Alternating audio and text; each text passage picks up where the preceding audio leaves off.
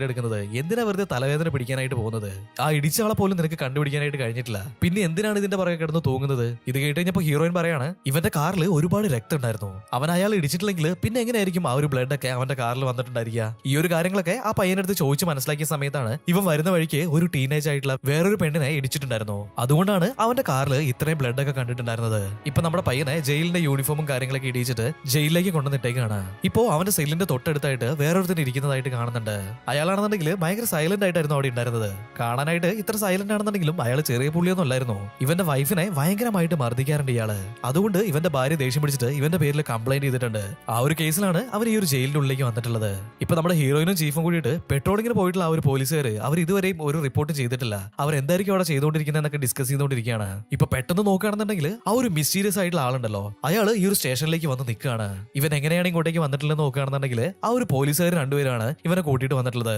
ഇപ്പൊ ഹീറോയിൻ നേരെ അയാളുടെ അടുത്തേക്ക് പോകുന്നുണ്ട്. നിങ്ങൾക്ക് കാര്യമായിട്ട് എന്തെങ്കിലും പറ്റിയോന്നൊക്കെ ചോദിക്കുന്നുണ്ട്. പക്ഷെ എന്തൊക്കെ ചോദിച്ചിട്ടും അയാള് വായ തുറക്കുന്നുണ്ടായിരുന്നില്ല. എന്നാൽ അവന്റെ കണ്ണ് കണ്ട സമയത്ത് തന്നെ നമ്മുടെ ഹീറോയിന് എന്തോ ഒരു കാര്യം ഇപ്പൊ ഓർമ്മ വരികയാണ്. ഇപ്പൊ ഹീറോയിനും എന്തോ പോലെ ആവുന്നുണ്ട്. ഇയാൾക്ക് കാര്യമായിട്ടുള്ള എന്തോ ഒരു അപകടം പറ്റിയിട്ടുണ്ട്. ഡോക്ടറെ വിളിച്ചു വരുത്താനായിട്ട് ചീഫ് പറയാണ്. ഇപ്പൊ ചീഫും പോയിട്ട് അവന്റെ അടുത്ത് എന്താ പേര് അങ്ങനെയുള്ള കാര്യങ്ങളൊക്കെ ചോദിക്കുന്നുണ്ട്. എന്നാൽ അപ്പൊ പോലും അയാള് വായ തുറന്നിട്ട് ഒരു അക്ഷരം പോലും പറയുന്നുണ്ടായിരുന്നില്ല. അവനാണെന്നുണ്ടെങ്കിൽ നമ്മുടെ ഹീറോയിനെ തന്നെ അങ്ങനെ തുറിച്ചു നോക്കി നിൽക്കുകയാണ്. ഇപ്പൊ ബാക്കിയുണ്ടായിരുന്ന പോലീസുകാരൊക്കെ ആണെങ്കിൽ നമ്മുടെ ഹീറോയിന്റെ അടുത്ത് പറയുന്നുണ്ട്, നീ ഇന്നാണ് സ്റ്റേഷനിലേക്ക് വന്നത്, അതിനുശേഷം അടുത്ത കേസും പിടിച്ചോന്ന് ചോദിക്കുകയാണ്. കുറച്ചു നേരത്തിന് ശേഷം നമ്മുടെ ഹീറോയിൻ കോൾ ചെയ്തിട്ടുള്ള ആ ഒരു ഡോക്ടർ ഇവരുടെ പോലീസ് സ്റ്റേഷനിലേക്ക് വരികയാണ്. ഇയാളുടെ ശരീരത്തിലുണ്ടായിരുന്ന മുറിവുകൾക്കൊക്കെ നമ്മുടെ ഡോക്ടർ ട്രീറ്റ്മെന്റ് കൊടുക്കുന്നുണ്ട്. ഇയാൾ എന്തായിരിക്കും ഇങ്ങനെ സൈലന്റ് ആയിട്ടിരിക്കുന്നത്? ചിലപ്പോൾ ആ ഒരു അപകടത്തിന്റെ ഷോക്കിന്ന് ഇപ്പോഴും തിരിച്ചു വന്നിട്ടുണ്ടാവില്ല. അതുകൊണ്ടായിരിക്കും അയാൾ സൈലന്റ് ആയിരിക്കുന്നതെന്ന് ഡോക്ടർ ഇപ്പൊ പറയാണ്. ഇപ്പൊ ചീഫ് പറയാണ്, അവനെ കണ്ടിട്ട് എനിക്ക് അങ്ങനെയൊന്നും തോന്നുന്നില്ല, അവൻ വേണമെന്ന് വിചാരിച്ചിട്ടാണ് ഒന്നും സംസാരിക്കാതിരിക്കുന്നതെന്ന് ഇപ്പൊ ചീഫ് പറയുന്നുണ്ട്. ഇപ്പൊ അവനെ പറ്റിയിട്ട് നമ്മുടെ ഹീറോയിൻ ഒന്ന് അന്വേഷിച്ച് നോക്കുന്നുണ്ട്. എന്നാൽ അവന്റെ കയ്യിൽ ഫോണില്ല, പേഴ്സില്ല, അതുപോലെ തന്നെ ഇവൻ ആരാണെന്നോ എന്താണെന്നോ തെളിയിക്കാനുള്ള ഒരു തരത്തിലുള്ള ഐഡിയയും അവന്റെ കയ്യിൽ ഉണ്ടായിരുന്നില്ല. എന്നാൽ അവന്റെ കയ്യിൽ നിന്ന് ഇപ്പോ നമ്മുടെ ഹീറോയിന് ഒരു ഡയറി കിട്ടുകയാണ്. ഈ ഒരു ഡയറി മുഴുവനും ഒരുപാട് ആളുകളുടെ പേര് മാത്രമാണ് അവൻ എഴുതി വെച്ചിട്ടുണ്ടായിരുന്നത്. അത് മാത്രമല്ല ഈ ഒരു ഡയറിയിൽ ഭയങ്കര ഡിഫറെന്റ് ആയിട്ടുള്ള ഒരുപാട് സിമ്പിൾസ് ഉണ്ടായിരുന്നു.